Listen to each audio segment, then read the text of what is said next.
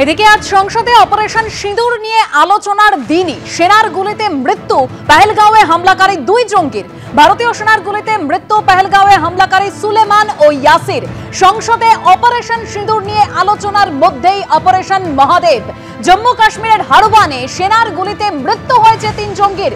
মৃত তিনজনের মধ্যে দুজন পেহেলগাঁওয়ে হামলাকারী। মৃত পেহেলগাঁওয়ে হামলাকারী দুই জঙ্গির নাম সুলেমান ও ইয়াসির। ইতিমধ্যে উদ্ধার হয়েছে AK-47 আমেরিকার তৈরি কার্বাইন, 17 রাইফেল, গ্রেনেড। এখনো অধরা পেহেলগাঁওয়ে হামলাকারী চতুর্থ জঙ্গি মুসা।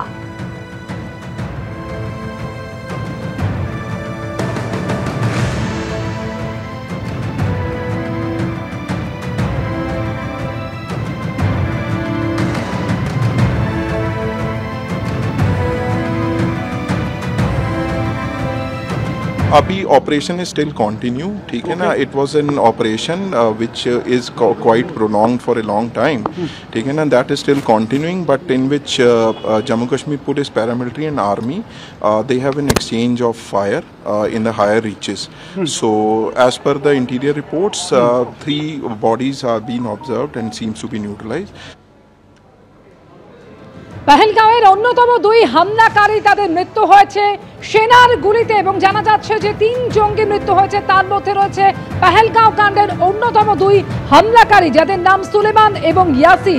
সংসদে অপারেশন সিঁদুর নিয়ে যেদিন আলোচনা, সেই দিনই অপারেশন মহাদেব, অর্থাৎ এই অপারেশন যেটা সেনার তরফে চালানো হয়েছে সেটাকে অপারেশন মহাদেব বলা হচ্ছে। জম্মু কাশ্মীরের হারুবানে সেনার গুলিতে মৃত্যু হয় 3 জঙ্গির এবং তাদের মধ্যে রয়েছে পেহেলগাঁওয়ের এই দুই হামলাকারী।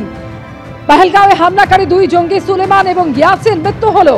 উদ্ধার হয়েছে AK-47 আমেরিকার তৈরি কার্বাইন, 17 রাইফেল, গ্রেনেড। তবে এখনো পর্যন্ত পেহেলগাঁওয়ের হামলাকারী চতুর্থ জঙ্গি মুসা, তার খোঁজ নেই।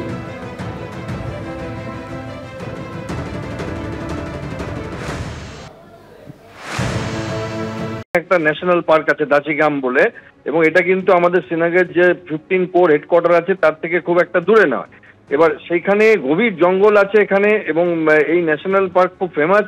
সেই এরিয়াতে এরা যদি গা ঢাকা দিয়ে থাকে, আমার মনে হয় একটা হচ্ছে যেহেতু সিকিউরিটি ফোর্স জবের থেকে পেহেলগাঁও হয়েছে, ভীষণভাবে এদের খুঁজছে। এবং দ্বিতীয় কথা যে একটা সরকার থেকেও একটা পুরস্কার পয়সার ঘোষণা করা হয়েছে কোনো রকম খবর যদি কেউ দিতে পারে।